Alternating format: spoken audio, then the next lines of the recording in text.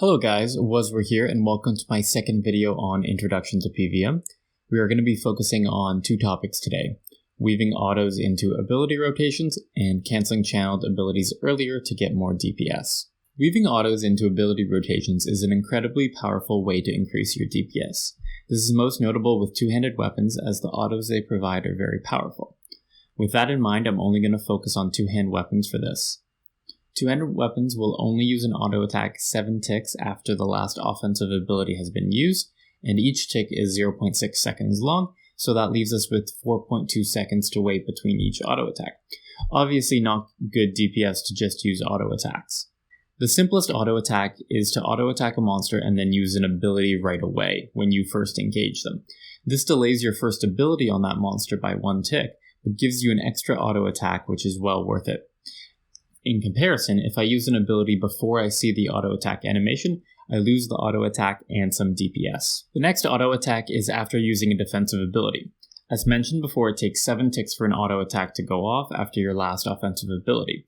So if we take 3 ticks for the global cooldown, then use a defensive ability such as Anticipate, that gets us up to 6 ticks. If we then wait an extra tick, we end up with a total of 7 ticks, which gets us an auto. You shouldn't use defensives to try and get an auto attack, but try to get an auto attack whenever you use a defensive. For example, at Grigorovich, when you use Devo for the final 60k HP, wait for that extra tick to get the auto in there, and then use your ability. It should be noted that Berserk, Sunshine, and Death Swiftness do not count as offensive abilities as they do no damage, so you can delay your ultimate by 1 tick to get the auto in right as you ultimate. Note, do not delay Sunshine, but more on Mage later. Now it's time for the Mage autos. Mage is a special beast in that you can keybind the auto attack, which means you can queue up the auto attack a tick earlier than the others, meaning that there is only 6 ticks needed to get an auto attack with a two-handed weapon. I have keybound Air Surge to my A key as it's a very convenient key for me and it's where my hand is normally resting. I would suggest you keybind it to a very convenient location as well. Whenever I use a defensive ability or Sunshine, I hit my A key before using the next ability and it stacks an auto on the ability.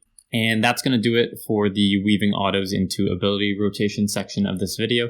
This is very base level stuff, so there's more you can do with autos, but this will help you build up a foundation for the future. Canceling channeled abilities is one of the greatest benefits of having manual input instead of letting Revolution do all the work.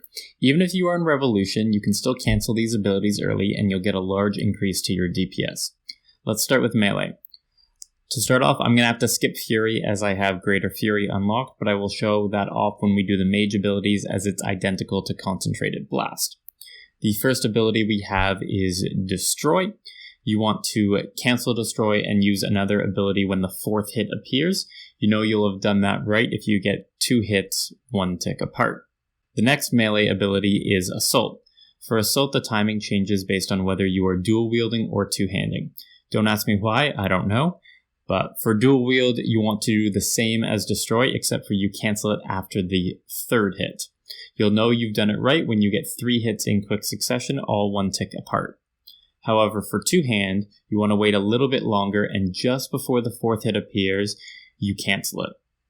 You'll know you've done it right when you get 2 hits at the same time. For range, there is only one ability to worry about, and that is Rapid Fire. It's kind of hard to count the hits as they are so rapid, but you want to cancel the ability the tick before the icon is supposed to disappear. You know you'll have done it right if for 9 ticks in a row you get 1 hit. This one's a little tricky, so I just suggest spending some time at dummies till you really get the timing down. Now we move on to Mage. The first ability is Concentrated Blast. You want to cancel it as soon as the global cooldown is up. This way you get 2 hits of it, totaling 157% ability damage, and you can move on to other better abilities. It's not worth waiting for the 3rd hit as you could use other better abilities, which will give you more adrenaline as well. As mentioned earlier, Fury is identical to this ability. The second is Asphyxiate. It's identical to Destroy as you want to cancel it as soon as the 4th hit splat shows up. The final ability we are going to look at is Detonate. Detonate is an ability that requires you to charge it up. Without Blast Diffusion Boots, you want to wait 6 ticks to have it reach 100% and release it. Because it has now been 9 ticks since your last offensive ability, you can also stack an auto with it, and because global cooldown is up, you can put an ability with it as well.